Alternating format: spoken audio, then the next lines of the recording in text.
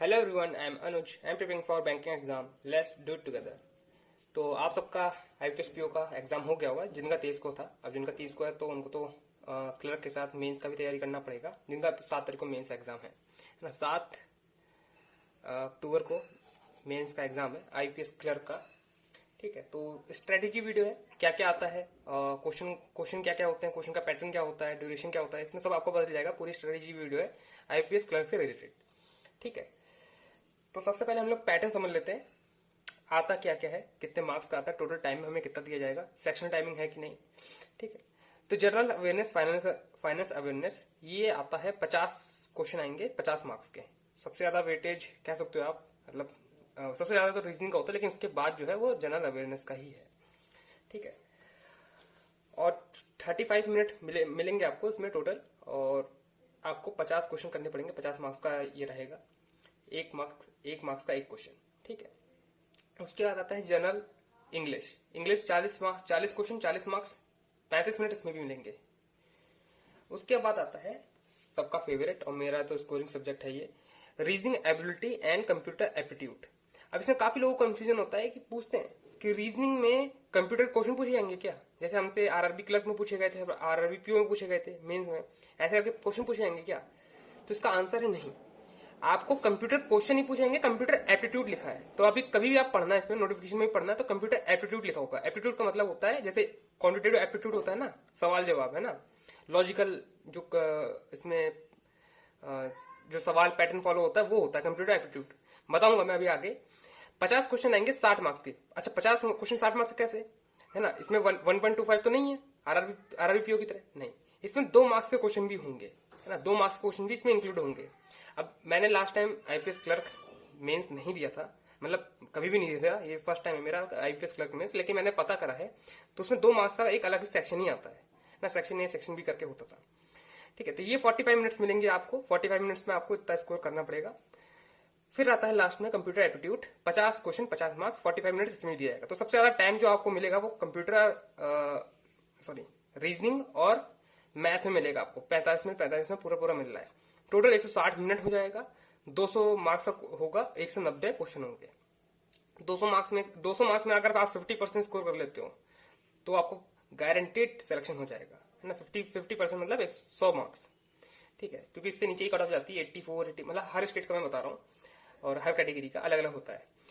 ठीक है, तो इतना होता है, आपको ये मान के चलना पड़ेगा। ये आपको मतलब ये चीज तो आपको पता होनी चाहिए कि कितने क्वेश्चन आते हैं, कितना ड्यूरेशन रहता है ना। इंट्रोडक्शन आप समझ सकते हो आईपीएस क्लर्क में इसका। स्टार्ट करते हैं हम लोग रीजनिंग से। रीजनिंग एंड कंप्यूटर एप्टीट्यूड से स्टार्ट करते हैं। तो यहाँ पे मैंने हर चीज लिख रखी है, अगर आप इस चीज को फॉलो कर रहे हो तो मतलब आपको कुछ छूटेगा नहीं। और ये सब मैंने नेट से ही उठाया है, ऐसा नहीं है कि मैं अपने मन घड़त लिख रहा हूँ। ठीक है, और मॉक से और अपने एक्सपीरियंस से। तो रीजनिंग और कंप्यूटर एप्टीट्यूड। रीजनिंग में आते हैं 2 मार्क्स के क्वेश्चन होंगे, 1 मार्क्स के क्वेश्चन होंगे। कंप्यूटर एप्टीट्यूड क्या होता है, इनपुट आउटपुट को ही कंप्यूटर एप्टीट्यूड कहते हैं। जो इनपुट आउटपुट आता है ना आपका, वो कंप्यूटर एप्टीट्यूड के अंदर ही आता है। ठीक है, और रीजनिंग में क्या आता है, इतना ही आता है कंप्यूटर में। कोई वैसा क्वेश्चन नहीं आएगा कि हाँ भाई बताओ मॉनिटर का आउटपुट, मतलब आउटपुट डिवाइस बताओ, इनपुट डिवाइस बताओ, ऐसे करके कोई भी क्वेश्चन नहीं आएगा। यहाँ पे कंप्यूटर अवेयरनेस नहीं लिखा है, कंप्यूटर एप्टीट्यूड लिखा है, ये आप माइंड में रखना। रीजनिंग में आते हैं, रीजनिंग में आता है कोडेड इनक्वालिटी आता है, कोडेड ब्लड रिलेशन आता है, कोडेड डिस्टेंस एंड डायरेक्शन आता है, कोडेड सिलॉक्स आता है। अब कोडेड भी आ सकता है या फिर कैसी भी आ सकता है, लेकिन ये सब आते हैं। 5 मार्क्स का आएगा, 10 मार्क्स का आएगा, ये वेटेज अलग रहता है। इनमें से एक एक क्वेश्चन आएगा, है ना। जैसे आप प्री में समझ सकते हो, ये टॉपिक्स होते हैं, लेकिन आता ऐसा है करके है। कोडेड इनक्वालिटी क्या होता है, मैंने डिस्क्रिप्शन बॉक्स में आप लिंक, सारे सबके लिंक मिल जाएंगे। कोडेड इनक्वालिटी में करा रखा है, कोडेड ब्लड रिलेशन भी करा रखा है मैंने, डिस्टेंस एंड डायरेक्शन भी करा रखा है, सिलॉक्स भी करा रखा है। नहीं तो आपको मेंस की वीडियो दिख जाएगी मेरी, उसमें मैंने आपको कोडेड सिलॉक्स भी बता रखा है कि कैसे होता है, रिवर्स सिलॉक्स भी क्या होता है वो भी बता रखा है। ठीक है, हर चीज एक्सप्लेन कर रखी है, बस ये आपको ढूंढना पड़ता है, थोड़ी मेहनत आपको भी करनी पड़ेगी, है ना। बाकी डिस्क्रिप्शन बॉक्स में लिंक आपको मिल जाएंगे, हर वीडियो के डिस्क्रिप्शन बॉक्स में लिंक मिल जाते हैं। उसके बाद होता है statement and conclusion. Statement conclusion मतलब जो होता नहीं है कि एक क्वेश्चन दे देगा, प्री लेवल की पजल दे देगा, फिर बताएगा स्टेटमेंट 1 और स्टेटमेंट 2 दोनों को साथ मिला के कर हो सकता है। डेटा सफिशिएंसी भी हो सकता है, इसको आप कुछ भी कह सकते हो। ठीक है, तो ऐसे क्वेश्चन भी आएंगे। मिसलेनियस क्वेश्चन मैंने इसलिए रखा है कि जितने भी बचे कुछ क्वेश्चन हैं सब मिसलेनियस पार्ट में आएंगे। इसमें आपका वन लाइनर्स भी आ सकते हैं, वर्ड को जो ऊपर आगे पीछे करते हैं वो भी आ सकता है, वर्ड काउंट भी आ सकता है। ये सब मिसलेनियस पार्ट में रखा है मैंने।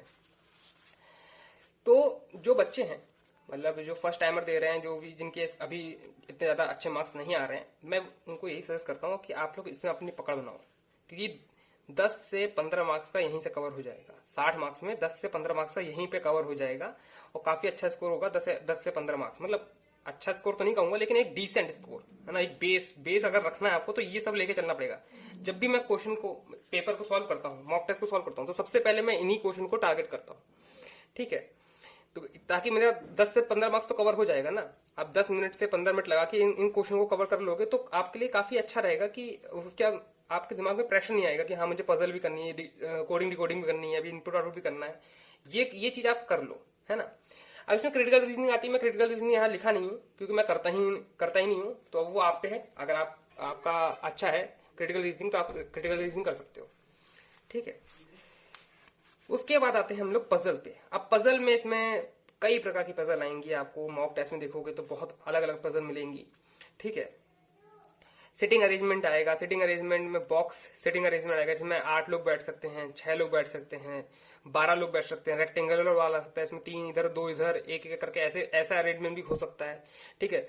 सर्कुलर अरेंजमेंट हो सकता है ना। अभी 8 लोग बैठे, इसमें कभी 10 लोग हो सकते हैं, 12 लोग हो सकते हैं, कुछ भी हो सकता है। इन देख रहे हैं, आउट देख रहे हैं, सब लोग इन देख रहे हैं, सब लोग आउट देख रहे हैं, कुछ भी हो सकता है। सिटिंग अरेंजमेंट तो कुछ भी हो सकता है, आप लोग जानते ही हैं। फ्लैट एंड फ्लोर लिख दिया मैंने। इसमें फ्लैट एंड फ्लोर में हर टाइप का पजल आ सकता है, जिसमें डेज एंड मंथ वाली पजल होती है, जिसमें मंडे ट्यूसडे वाली पजल होती है, फ्लैट एंड फ्लोर वाली पजल होती है, या फिर एक सीधे लीनियर फ्लोर वाली पजल होती है जिसमें 8 लोग, 12 लोग, 10 लोग, या फिर अनसर्टेन लोग बैठे हैं, अनसर्टेन वाली पजल भी आ सकती हैं। ऑब्जेक्ट बेस्ड इसी में ऑब्जेक्ट जुड़ जाते हैं, है ना। 8 लोग बैठे हैं, वो अलग अलग जगह पे जा रहे हैं, है ना। प्लेसेस अलग अलग जगह पे जा रहे हैं, ठीक है। दे लाइक डिफरेंट थिंग्स, है ना। 2 ऑब्जेक्ट की पजल हो गई, ऐसे करके ये पजल भी आ सकती है क्लर्क मेंस में। लेकिन आपका अगर पीओ मेंस, अगर आपने आरआरबी पीओ मेंस का तैयारी करा होगा तो उतना ही लेवल रहेगा मेरे हिसाब से, तो उतना ही रहना चाहिए, ठीक है। जितना मैंने अभी अपना एक्सपीरियंस करा है मेंस के एग्जाम से, उतना ही लेवल रहना चाहिए, ठीक है। कोडिंग डिकोडिंग आएगा। कोडिंग डिकोडिंग क्या होता है? ये चाइनीज कोडिंग का ही एक अपग्रेड वर्जन होता है। कोडिंग डिकोडिंग में जैसे मेरा नाम है ANUJ अनुज, ठीक है। तो इसमें इसका कोड अगर बनाना चाहूं तो कैसे बन सकता है? 1 2 3 4, 4 है तो 4 का मैं हैशटैग लगा लेता हूं, है ना। अगर इवन है तो उसका जो सिंबल है वो हैशटैग, तो हैशटैग आ गया।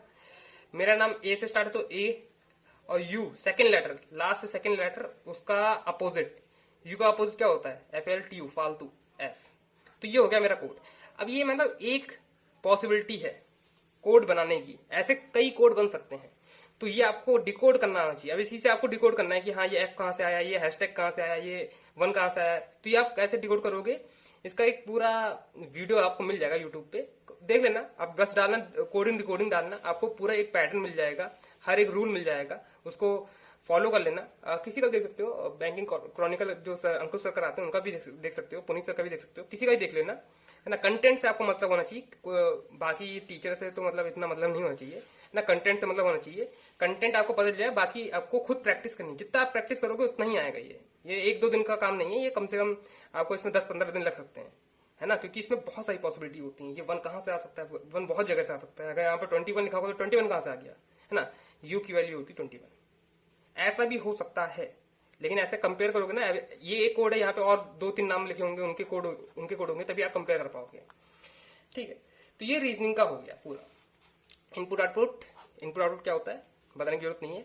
एक इनपुट दे रखा होगा, उसके कुछ स्टेप फॉलो हो रखे होंगे एग्जाम्पल के तौर पे, और फिर एक इनपुट और देगा, उसको आपको वही स्टेप फॉलो करवाना है। जो भी लॉजिक उसमें यूज हो रहा है वही लॉजिक यहाँ पे यूज करवा के एक अलग सा आपको पजल बनाना है, और फिर आपको उसके आंसर देने होंगे। वही होता है इनपुट आउटपुट। अब इसमें अल्फा न्यूमेरिक भी आ सकता है, इसमें नंबर वाला भी आ सकता है ना, नंबर वाला भी आ सकता है। अब ये कुछ भी आ सकता है, ये डिपेंड करेगा, ठीक है। इसको आप स्किप भी कर सकते हो। अगर नंबर आता है तो मैं तो स्किप कर देता हूँ, अल्फा न्यूमेरिक तो हो जाता है, ठीक है। तो ये हो गया रीजनिंग का। अब आते हैं हम लोग क्वांट में, है ना, क्वांटिटेटिव एप्टीट्यूड में। इसमें भी आपको 45 मिनट्स मिलेगा, मेरा टारगेट रहेगा कि 20 से 25 मार्क्स तक का मैं कर लूँ। अब टारगेट बना के रखा हुआ है मैंने, ऑल्दो कुछ भी कह नहीं सकते, है ना, क्वांट में कितना हो जाए, क्योंकि एसबीआई क्लर्क मेंस का मुझे याद है मैंने 29 अटेम्प्ट करा था। क्वांट मेरी इतनी स्ट्रांग नहीं, लेकिन तब भी एसबीआई क्लर्क में 29 अटेम्प्ट करा था, और उसमें रीजनिंग में 24 करा था, है ना, तो कुछ भी हो सकता है। तो अब यहाँ पे क्वांट में आते हैं, तो क्वांट में आपको मैंने यहाँ पे देखो बहुत सारे लिख रखा है, मैं डायरेक्ट अर्थमेटिक लिख सकता था, अर्थमेटिक के अंदर ही हर चीज फॉलो करती है, लेकिन मैंने लिख दिया ताकि आपको कंफ्यूजन बिल्कुल ना रहे कि क्या क्या आ सकता है। इससे और भी चीजें ज्यादा आ सकती हैं, इसलिए मैंने यहाँ पे मिसलेनियस पार्ट लिख रखा है। मिसलेनियस सब इंक्लूड हो जाता है ना। रेशियो एंड प्रोपोर्शन आ सकता है, average, time and work, speed, time and distance, इसमें बोट वाला भी आ जाएगा, ट्रेन वाला भी आ जाएगा, सब आ जाएगा। स्पीड एंड डिस्टेंस में profit loss, partnership, SI, CI SI, compound interest, simple interest, ठीक है, ये सब अर्थमेटिक पार्ट में आता है, ठीक है। तो क्वांट में जो होता है अर्थमेटिक होता है, डीआई होता है मेन, है ना, फिर मेंसुरेशन और फिर डेटा सफिशिएंसी और कुछ मिसलेनियस पार्ट। मैं क्या करता हूँ, मिसलेनियस पार्ट पहले सॉल्व करता हूँ, जो वन लाइनर्स होते हैं, जो डेटा सफिशिएंसी पहले सॉल्व करता हूँ, क्योंकि बहुत इजी होते हैं। प्री लेवल के जो इसमें क्वेश्चन आते हैं वो आते हैं, फिर स्टेटमेंट दे दिए जाएंगे कि ये कोई सा टाइम डिस्टेंस एंड दो ट्रेन का डेटा दे दिया जाएगा, फिर एक ट्रेन ए, एक ट्रेन बी, इनकी स्पीड निकालनी है और बतानी है कि कौन सी स्पीड बड़ी है। ऐसा डेटा सफिशिएंसी या फिर स्टेटमेंट वाले में आते हैं क्वेश्चन, ठीक है। डेटा सफिशिएंसी में आएगा कि हाँ हमको एक एवरेज निकालना है, तो एवरेज के लिए कौन कौन सा डेटा जरूरी है वो आपको बताना पड़ेगा, ठीक है। तो वही बता रहा हूँ कि पहले मैं miscellaneous part, data sufficiency part और फिर डीआई, ना, फिर मैं आता हूँ डीआई पे। अब डीआई डेटा इंटरप्रिटेशन क्या होती है, लाइन वाली आ जाएंगी, है ना, लाइन वाली आ जाएंगी, ऐसे करके दो लाइन दे दी जाएंगी, डबल आ सकती हैं, डबल तो आएंगी, है ना। पाई चार्ट आ सकता है ना, एक पाई चार्ट दे दिया, उसके साथ टेबल दे दिया, है ना। पाई चार्ट में टोटल मेल एंड फीमेल है, और परसेंटेज में है। यहाँ पे जो टेबल में डेटा दिया जाएगा, मेल और फीमेल का रेशियो दिया जाएगा, एबीसी टाउन होंगे, गांव होंगे, जो भी होंगे, ठीक है, तो उनका डेटा ऐसे करके दिया जाएगा। बारग्राफ में यूज होता है, बारग्राफ में भी यूज हो सकता है पाई चार्ट, है ना। तो ऐसे डबल आप समझ सकते हो कि हाँ क्लर्क मेंस है तो क्लर्क मेंस का लेवल ही आएगा, है ना, आपको वो प्री का कंटेंट यहाँ नहीं देगा, ठीक है। और फिर अर्थमेटिक अब अर्थमेटिक में कोफिशिएंट आ सकता है, एक्स की वैल्यू दे देगा, जैसे कि ए काम करता है एक्स दिन में, बी काम करता है एक्स प्लस टू दिन में, ठीक है, सी काम करता है एक्स माइनस थ्री डेज में, फिर ऐसा करके और भी रिलेशन दे रहेगा, आपको एक्स की वैल्यू निकालनी पड़ेगी, या फिर ए और बी का एफिशिएंसी का सम निकालना पड़ेगा, है ना, या फिर प्रोडक्ट निकालना पड़ेगा, ऐसी चीजें दे सकता है, ठीक है। तो इन सब चीजों को आपके लिए आपको तैयार रहना पड़ेगा क्वांटिटेटिव एप्टीट्यूड में। मॉक की प्रैक्टिस करते हो, नहीं तो मेंस लेवल का आप डायरेक्ट यूट्यूब पे डालो, मेंस लेवल, ठीक है, मैथ, और जो वीडियो है आप देख लो, ठीक। मैं तो ऐसे करता हूँ, नहीं तो आपको जो टॉपिक डालना है टॉपिक डालो यूट्यूब पे, वीडियो आती है, आपको कंटेंट से मतलब होना चाहिए। मैं बार बार भी बोलता हूँ कि आपको कंटेंट से मतलब होना चाहिए, ठीक है। तो अभी मैं आपको मॉक टेस्ट को दिखाऊंगा, मैंने अभी एक मॉक टेस्ट दिया है, कल दिया है, ठीक है, उसमें अच्छे खासे मार्क्स आए मेरे, मैं दिखा दूंगा उसमें आपको कि किस लेवल के क्वेश्चन आते हैं, क्या क्या क्वेश्चन आते हैं, कैसे आपको अटेम्प्ट करना चाहिए था, मेरे कैसे मार्क्स आए, वो सब आपको दिखाऊंगा मैं भी, ठीक है। फिर आता है इंग्लिश। अब इंग्लिश में क्या क्या आता है, इंग्लिश देखो प्री लेवल ही होता है, बस एक अपग्रेड हो जाता है, इसमें कुछ एक मतलब प्लस नहीं होता। जैसे इसमें क्वांटिटेटिव में डबल पाई चार्ट आ गया, लेकिन रीजनिंग में आपको इनपुट आउटपुट कोडिंग डिकोडिंग आ जाता है, लेकिन इसमें कुछ प्लस नहीं होता है, वही इंग्लिश होता है, बस उसको अपग्रेड कर देते हैं। एरर होगा, एरर दो एरर आ जाएंगे, या फिर पूरा सेंटेंस दे देंगे, उसमें से आपको बताना कौन सा सेंटेंस वाला एरर है, ठीक है। फ्रेज एंड ईडियम आ जाएंगे, मुहावरे आपको पता होने चाहिए, ठीक है। वर्ड रिप्लेसमेंट आएगा, डबल वर्ड रिप्लेसमेंट आ सकता है, पूरा सेंटेंस रिप्लेसमेंट आ सकता है। Cloze test, fill in the blanks होते हैं, double fill in the blanks होते हैं, या फिर फोर्थ चार फिल इन द ब्लैंक्स भी हो सकते हैं, ठीक है। उसमें ऑप्शन दे देगा कि 1 2 3 4, इसमें बताओ, फिर ऑप्शन देगा कि इसमें से 1 और 2 भर सकते हैं, या फिर 1 2 3 भर सकते हैं, या फिर 1 2 4 भर सकते हैं, ऐसे करके क्वेश्चन आ सकते हैं। आरसी होता है, आरसी आ सकता है, आरसी में भी सेंटेंस वाले आएंगे, ट्रू बताना पड़ेगा आपको कि कौन सा सेंटेंस ऊपर वाले जो आरसी दे रखी है उसके अकॉर्डिंग ट्रू है या फिर फॉल्स है ना, या फिर इसके बारे में बात करी गई है कि नहीं करी गई है, अगर करी गई है तो क्या करी गई है। आरसी ऐसे टाइप में आएंगे, डायरेक्ट क्वेश्चन नहीं आएंगे आरसी के। एंटोनिम्स सिनोनिम्स डायरेक्ट क्वेश्चन आ भी सकते हैं, लेकिन मैं बता रहा हूँ, मतलब आप अपने वर्स्ट के लिए तैयार रहो, है ना, इजी तो आप लिपटा ही लोगे। एंटोनिम्स सिनोनिम्स आ सकते हैं, है ना, एक वर्ड का अपोजिट एक वर्ड का सिमिलर, ठीक। इंग्लिश में ज्यादा कोई डेटा है नहीं मेरे पास, और मैं ज्यादा कुछ बता भी नहीं पाऊंगा क्योंकि मेरी इंग्लिश इतनी भी अच्छी नहीं है। हाँ, वैसे मैं मॉक टेस्ट जो दिखाने वाला हूँ उसमें अच्छे खासे मार्क्स आए मेरे, लेकिन ठीक है, मतलब डिसेंट इंग्लिश है मेरी। लास्ट में आते हैं हम लोग यहाँ पे, तो आता है जनरल अवेयरनेस। अब इसको मैं यार कितनी भी प्रैक्टिस कर लो, है ना, मैं तो अपना बता रहा हूँ, मैं कितना भी पढ़ लूँ, लेकिन जब मैं क्वेश्चन पेपर उठाता हूँ, क्वेश्चन पेपर पढ़ता हूँ, है ना, एग्जाम का, तो ऐसा लगता है कि यार ये क्या, कहाँ से आगे क्वेश्चन, है ना।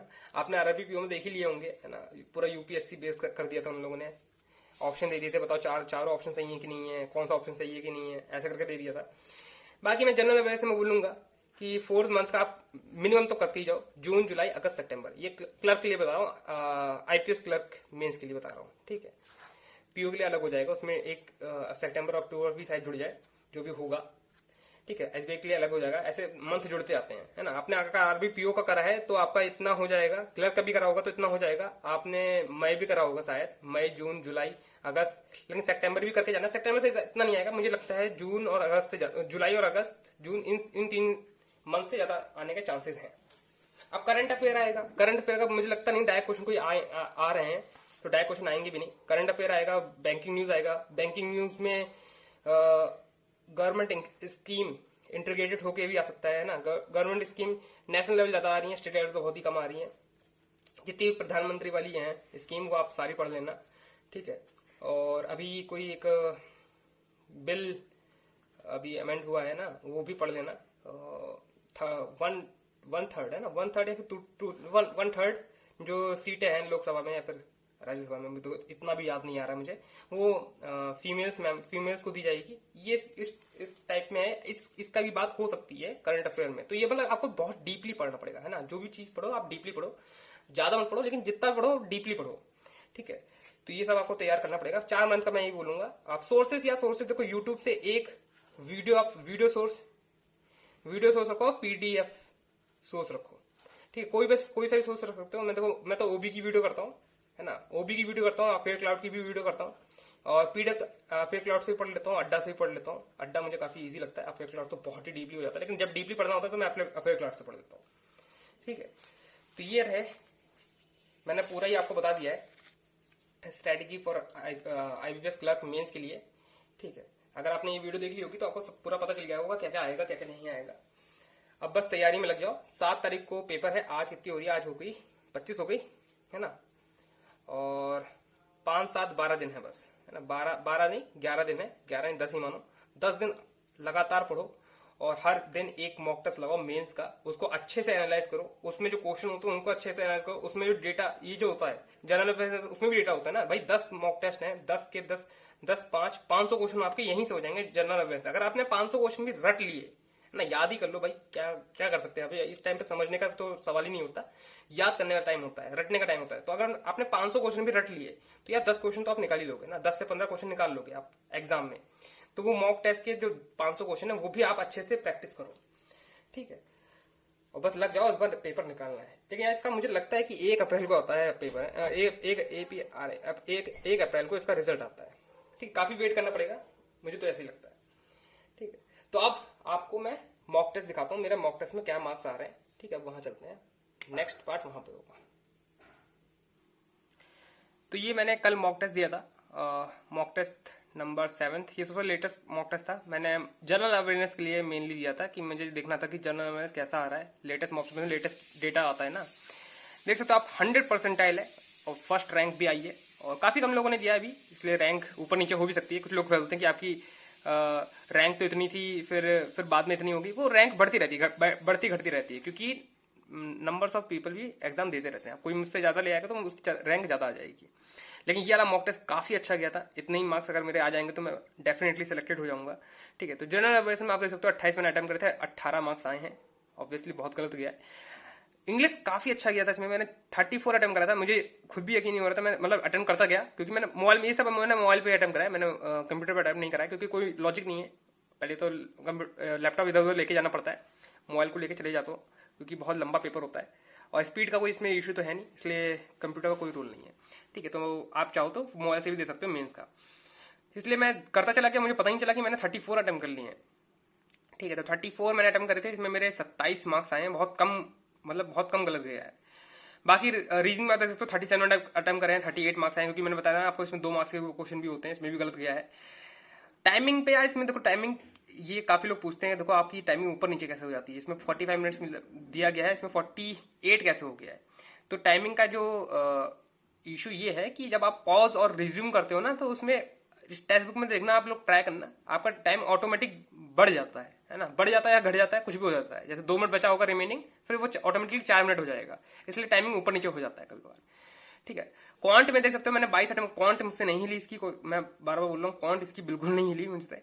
काफी high level quant, high level नहीं, कैलकुलेटिव क्वांट कह सकते हो। अभी मैं दिखाऊंगा आपको, सोल्यूशन भी दिखाऊंगा। मेरे 20 मार्क्स आए, लेकिन काफी अच्छे मार्क्स हैं, मैं इतने अच्छे, इसको मैं अच्छे मार्क्स कंसिडर करूंगा। रीजनिंग में तो बहुत ही अच्छे मार्क्स आए हैं, क्योंकि 37 अटेम्प्ट बहुत ज्यादा होते हैं, हाई अटेम्प्ट होते हैं ये। तो देख सकते हो आप, फर्स्ट रैंक आई है, यहाँ पे नाम लिखा रखा है। सॉल्यूशन पे चलते हैं, है ना, सॉल्यूशन देखते हैं। तो ये तो हाँ, ये तो जनरल अवेयरनेस है, इसमें ज्यादा बात करनी नहीं है। अब यहाँ से भी देखो, मैं यही बोलता हूँ कि आप इसके सॉल्यूशन देखा करो। इसका आंसर था, हाँ, टीम इसके सॉल्यूशन देखा करो, आप इसके सॉल्यूशन से ही पढ़ा करो, है ना। जो गलत गया है उसका भी सॉल्यूशन देखो। यहाँ पे दे रखा था एनबीएफसी का एक्सेप्टेड डिपॉजिट फॉर्म कितना होता है, मैंने शायद 2 साल कर दिया था, इसका 1 साल आंसर है ना। हाँ, 1 साल आंसर है इसका। तो ये सब ये यहाँ से चीजें आप याद कर सकते हो, है ना। तो इनके सॉल्यूशन भी आप देखा करो। जनरल इंग्लिश दिखा देता हूँ आपको। देखो इंग्लिश कितना, मतलब कितना ज्यादा सही गया है। ये देखो, यहाँ पे देखो, सिर्फ 4 ही गलत गया है ना, 4 गलत गया। अब उसको मैं एनालिसिस कर लूंगा कि हाँ भाई क्यों गलत गया। यहाँ पे मेरा एरर का क्वेश्चन गलत गया, इसलिए मैं एरर कभी करता भी अटेम्प्ट नहीं करता हूँ एरर। एक ये क्वेश्चन गलत गया इनकरेक्ट वाला, और एक ये क्वेश्चन गलत गया, एक फिलअप, 2 फिलअप गलत गए ना, नहीं एक ये गलत गया है, ये रीअरेंजमेंट रहा। रीअरेंजमेंट क्वेश्चन मतलब काफी इजी क्वेश्चन आए, मतलब काफी इजी क्वेश्चन आए थे ये, मैं ही कहूंगा बार बार, क्योंकि मैं इतना स्कोर कर लेता हूँ। डेफिनेटली आप मुझसे तो ज्यादा स्कोर कर ही लोगे। इंग्लिश में बता रहा हूँ मैं। रीजनिंग में आते हैं। रीजनिंग में आप देख सकते हो, ये है क्वेश्चन रीजनिंग के। ये पजल थी रीजनिंग की, काफी इजी पजल लगी मुझे। 2 मार्क्स वाले, मतलब 2 मार्क्स के लिए तो नहीं थी ये पजल, मतलब बहुत ही इजीली बन गई थी। हर चीज जो डेटा दे रखा था, डायरेक्ट डेटा दे रखा था, आसानी से बन रहा था। ठीक है, उसके बाद एक ये पजल थी, इनपुट आउटपुट आप इसको कह सकते हो एकदम, है ना। इसको आप कह सकते हो कंप्यूटर एप्टीट्यूड में आ सकता है ये क्वेश्चन, है ना। कंप्यूटर एप्टीट्यूड में जो क्वेश्चन आते हैं वो ऐसे आते हैं, आप देख सकते हो। ये कुछ मतलब पजल वजल में नहीं होता है ये इसको पजल नहीं कहते हैं, इसको लॉजिकल रीजनिंग आप एकदम कह सकते हो, प्योर लॉजिकल रीजनिंग। इसमें एक गलत गया मेरा, 3 गलत गए इसमें। एक ये क्वेश्चन भी था, और हाँ, इसमें ज्यादा कुछ गलत गया नहीं मेरा रीजनिंग में। आप लोग भी देना, बताना आपको लेवल कैसा लगा। देख सकते हो आप, मतलब ये देखो, ये क्वेश्चन देखो, ये कॉलम वाइज है और स्लॉग्स बेस्ड है ना। तो अब इसको मैं इसमें मेंस में आपको वो लोग कुछ भी दे सकते हैं आपको, है ना। मतलब लेकिन बेसिक क्या होगा, बेस जो होगा वो हमेशा स्लॉग्स होगा। देखो स्लॉग्स बेस है, लेकिन कॉलम में दे दिया है। ये कंक्लूजन है, सॉरी ये स्टेटमेंट है, कॉलम 1 स्टेटमेंट है, ये कंक्लूजन है। आपको बताना है कि कौन सा किससे मैच हो रहा है, जो मैच होगा वही आंसर होगा आपका। लॉजिकली ट्रू बताना है, ऊपर लिखा होगा स्टेटमेंट पढ़ लेना, लॉजिकल फॉलो बताना है आपको। तो ऐसे क्वेश्चन भी आते हैं, आप देख सकते हो क्वेश्चन का लेवल। ये आ गया coded distance and direction. Coded distance and direction कैसा होता है, ऐसा होता है, हर चीज का अलग मीनिंग है। 20 से 10 हो रहा है, कैसे हो रहा है। 101 से 37 हो रहा है, कैसे हो रहा है, आपको पता होना चाहिए। 41 से 84 हो रहा है, कैसे हो रहा है। 27 का 9 हो रहा है, कैसे हो रहा है। तो इसमें लॉजिक तो ये कहता है कि जो इवन नंबर है, जो इवन है उसका डबल हो रहा है, और जो 3 से डिविजिबल है वो 3 से डिवाइड हो जाएगा। लेकिन सिर्फ ऑड नंबर, ये ऑड है तो ये 3 से डिवाइड हो रहा है, और जो प्राइम है वो डबल हो रहा है ना। प्राइम भी डबल हो रहा है, और सॉरी इवन आधा हो रहा है। तो इवन आधा हो रहा है, देखो तो ये 3 से डिवाइड हो सकता था, है ना। इसका आंसर 4 हो सकता था, लेकिन इसका आंसर 6 है। तो वही मैं बता रहा हूँ, कुछ भी हो सकता, मतलब कोई भी लॉजिक आपको बस उठा के देखना पड़ेगा। और ये मेरी पजल बन गई थी अच्छे खासे टाइम में भी बन गई थी। 3 मिनट काफी अच्छी टाइम है, एवरेज भी 3 मिनट है। ठीक है, ये क्वेश्चन थे। ये वाले क्वेश्चन काफी इजी होते हैं करने के लिए। ये वाले देखो, मैं बता रहा था ना स्टेटमेंट वाले कितने क्वेश्चन होते हैं, ये सब मैंने क्वेश्चन पहले करे हैं। रीजनिंग वो पजल जो है वो सबसे लास्ट में करी मैंने। पजल 4 मिनट में एवरेज ले रहा हूँ, 4 मिनट, देखो इसमें भी 4 मिनट लिया है, 4 से 5 मिनट, है ना, लगभग। तो 4 से 5 मिनट में पजल आपकी बन जाएगी। ये क्वेश्चन है, देखो ये भी कोडेड ब्लड रिलेशन का क्वेश्चन है। कोडेड ब्लड रिलेशन का क्वेश्चन है, हर चीज, हर सिंबल का अलग मीनिंग है, आपको फिर उसके क्वेश्चन से आंसर करना पड़ेगा। जितना आप प्रैक्टिस करते जाओगे इतना सीखते जाओगे जो है। ये आता है फिर आपका एक टाइप से क्रिटिकल रीजनिंग, जो मैं स्किप करता हूँ। आप देख सकते हो मैंने एक भी क्वेश्चन क्रिटिकल रीजनिंग का नहीं करा होगा। फिर पजल आ गई, पजल मैंने करी है। फिर एक और पजल, इसको भी मैंने करा है। फिर आता है हम लोग यहाँ पे मैथ में देख सकते हो, ज्यादा क्वेश्चन मैंने करे नहीं है। ट्राई तो करे थे, लेकिन उससे हुए नहीं है। जो मुझसे बहुत टाइम लगा मैं वही क्वेश्चन आपको दिखाऊंगा। ये तो सिंप्लीफिकेशन अप्रॉक्स आ जाता है, मिसलेनियस पार्ट इसी को कहता हूं मैं। ये क्वेश्चन केसलेट जल्दी से बन गया था मेरा, काफी इजीली बन गया था। दिखाता हूं मैं आपको, जो ये रही इस पजल में। अब मुझे पजल कह रहा हूँ, इस डीआई में मुझे काफी टाइम लगा, बहुत कैलकुलेटेड डीआई थी। 6 मिनट लग गए मुझे इसे डिकोड करने में, है ना। नंबर ऑफ ब्लैक पेन दे रखे थे, और फिर नीचे परसेंटेज दे रखा था ब्लैक पेन का, और जो बचा हुआ था वो रेड और ब्लू था। तो बचा हुआ जो आएगा वो सम आएगा ना, रेड और ब्लू का। उसके जो क्वेश्चन थे, आप क्वेश्चन का लेंथ पढ़ो और क्वेश्चन का लेवल पढ़ो कैसा है।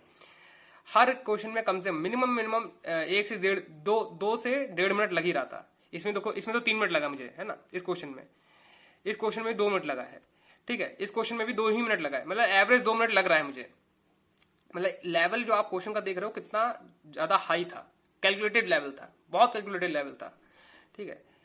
और ये डीआई मैंने नहीं करी, जो डीआई मैंने करी वो दिखा देता हूँ। उसके बाद भी एक डीआई मैंने और करी थी।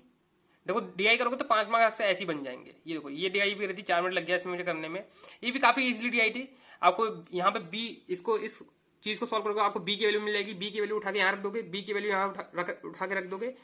100% में से ये वाला पोर्शन हटा दोगे, ये वाला पोर्शन हटा दोगे, तो ये बचेगा 2a परसेंटेज प्लस 21, ठीक है। तो 100% में से b माइनस होगा, और फिर b प्लस 3 माइनस होगा, फिर 21 माइनस होगा, फिर a की वैल्यू आ जाएगी आपकी इंडिविजुअल। फिर a की वैल्यू आ जाएगी तो आपको ये परसेंटेज में सारा आ जाएगा, परसेंटेज में सारा डेटा आ जाएगा। फिर यहाँ पे दे रखा है, ओके, ये ध्यान ही नहीं दिया मैंने, यहाँ पे जूम नहीं हो रहा था। हाँ, तो मैं बता रहा था वो आपको b की वैल्यू यहां से आ जाएगी। इस इक्वेशन को सॉल्व करोगे, इक्वेशन या फिर सिंप्लीफिकेशन को सॉल्व करोगे तो b की वैल्यू आ जाएगी। b की वैल्यू 25 आ रही थी, 25 प्लस 3 28, 25 और 28 प्लस 21, इन तीनों को माइनस कर दोगे 100 में से, तो 2a की वैल्यू आ जाएगी, 2a से a की वैल्यू आ जाएगी। फिर a की वैल्यू उठा के आप यहाँ पे डिफरेंस बिटवीन दे रखा है ना बाइक, RS ये वाला पोर्शन है व्हाइट वाला, और VW है ये ग्रे वाला, इन दोनों का जो डिफरेंस है वो 1134 दे रखा है। तो परसेंटेज में जो डिफरेंस आएगा 1134 आ जाएगा, तो आपको पूरा इस चार्ट का डेटा मिल जाएगा, ठीक है। तो मैंने आपको ओरली बता दिया है कि कैसे चीजें इसका डेटा निकालना है, ठीक है। फिर डेटा निकालने के बाद तो वीडियो पॉज हो गई थी क्योंकि फोन स्विच ऑफ हो गया था। तो मैं यहाँ पे था, आपको बता रहा था कि इसका डेटा मैंने कैसे निकाला। इसका डेटा निकालने के बाद कुछ ज्यादा कुछ था नहीं इसमें खास। इस डीआई को मैंने सॉल्व करके फिर बाकी क्वेश्चन मैंने सॉल्व नहीं कर पा रहा था, इसलिए मैंने सॉल्व नहीं करा, और मेरा मन भी नहीं कर रहा था। कल अगर कोई टेलीग्राम पे ज्वाइन होता तो उसे पता चलता, मैंने इसे अपडेट दे रहा था वैसे इसकी, ठीक है। तो ये था आपका मेरा मतलब IPS clerk mains mock test number 7 का पूरा फुल रिव्यू मैंने दे दिया है, और क्लर्क का क्या क्या आता है मैंने सब बता दिया है आपको। बाकी भी मैंने मॉक टेस्ट दिए हैं इसमें, 7th मॉक टेस्ट दे दिया। इसका मतलब ये नहीं कि उसके ऊपर के मैंने सारे मॉक टेस्ट लगा लिए हैं, ठीक है, इसका मतलब ये नहीं होता है। दिखा देता हूं मैं आपको। मॉक टेस्ट नंबर 2 लगाया था, मेरा मार्क्स आया था, मैंने शेयर भी करा था। 3 का तो मैंने पूरा वीडियो अपलोड कर रखा है, तो आप जाके देख सकते हो। 3 में 100 मार्क्स आए हैं, है ना। और ये I4, 5, 6 ये सब लगाने हैं। 7th मैंने मॉक टेस्ट लगाया था। अभी ये सब मॉक टेस्ट अभी रिलीज होंगे तो इनको भी लगाएंगे। एसके भी स्मार्ट क्रेड का भी मॉक टेस्ट लगाए हैं, दिखा देता हूँ मैं आपको। ये SBI clerk mains, sorry IPS clerk mains, और ये लगाए थे। इसमें देखो 65 मार्क्स आए हैं मेरे, दिख रहा होगा आपको। और इसमें 64, 48 मार्क्स आए हैं। मतलब इसमें सिर्फ जो ये 64, 48 मार्क्स दिख रहे हैं, ये सिर्फ रीजनिंग और मैथ के ही हैं, ठीक है। अभी मैंने इतने ही लगाए, अभी और भी लगाऊंगा, ठीक है। बाकी मुझे ये टीबी का अच्छा लगता है क्योंकि इसमें मार्क्स भी अच्छे आते हैं मेरे, है ना, थोड़ा कॉन्फिडेंस भी बूस्ट होता है।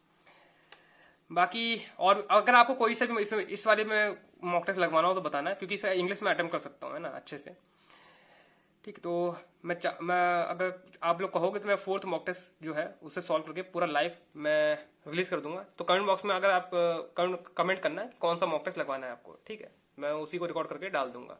एक ही मॉक टेस्ट डाल पाऊंगा, तो आप बता देना, आज रिकॉर्ड या फिर आज या कल में रिकॉर्ड कर लूंगा, ठीक है। तो वीडियो को यहीं पे एंड करते हैं, and that's all for today. I will meet you guys in next video. Till then work hard and stay motivated. Thank you guys for watching and do mock test.